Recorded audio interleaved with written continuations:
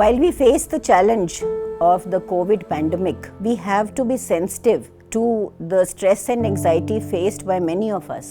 और जब मैं ये स्ट्रेस और एंजाइटी की बात कर रही हूँ जो डिप्रेशन भी बन सकता है, it is across ages, it is across professions, it's across regions.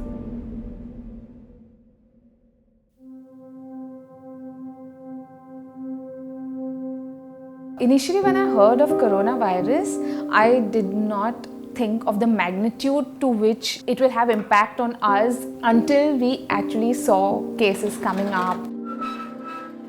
और वर्ली कोलीवाड़ा ये फर्स्ट कंटेनमेंट जोन था, डिक्लेयर किया, कोई बाहर नहीं जा सकता. अरे बाप रे, एकदम मुश्किल हो गया. हम धारावी में रहते हैं और पापा मेरे सिक्योरिटी सुपरवाइज़र है. सो फाइनेंशियल स्टेटस ठीक ना होने की वजह से तब से वो अभी तक काम पर ही हैं. वो अभी तक मुझे मिले भी नहीं है. मेरी फैमिली सभी लोग नॉर्थ इंडिया चले गए. मुझे उनकी भी याद आ रही है और मुझे जो फैमिली मेरी चली गई है उनकी भी याद आ रही है. मैं रोज़ न्यूज़ लगा के देखना कि धारावी में इतने केसेस बढ़ गए, इतनी की मौत हो गया, तो वो मैं थोड़ा और टेंशन में आती कि कहीं मेरे घर तक ना आ जाए वो चीज़ें, या मेरे घर से कोई बाहर ना चला जाए.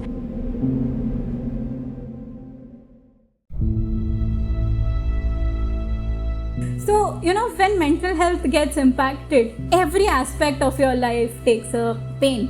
You're constantly worried about what if I get it, what if someone I care about gets it. Some of the very clear symptoms that you'll see is a lot of fear, a lot of anxiety, a lot of distress in terms of how do you cope.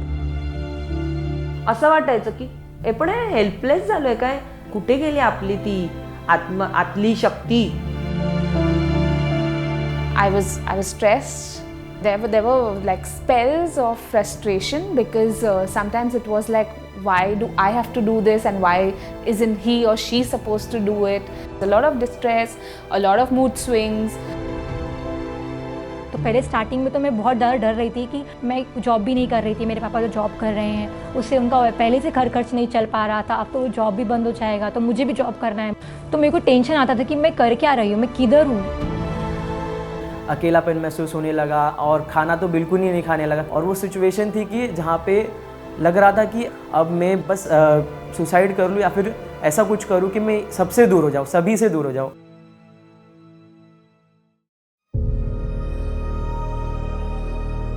I think to myself that do I need to talk to somebody? Do I need to just talk it out?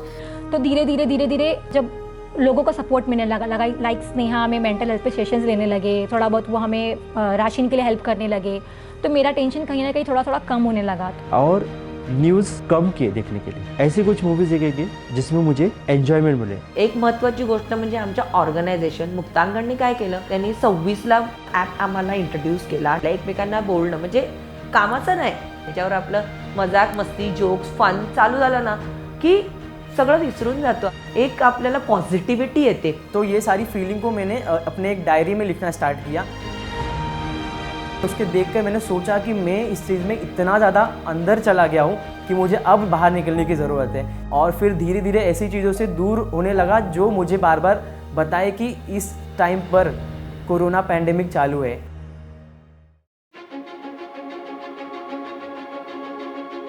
It's important to prioritize your self-care. It's important to prioritize your well-being. It's one of the most important thing is to remember, until you don't check in with people, you will not know for sure.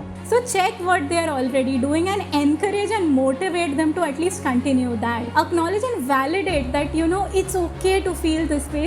Show them unconditional positive regard and tell them that they are worth it. This is temporary, but it still needs work.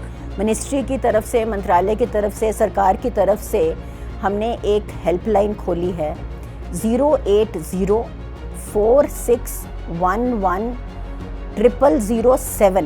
मैं सबसे यही गुजारिश करूँगी कि please come forward and talk about what you are feeling. We all go through this.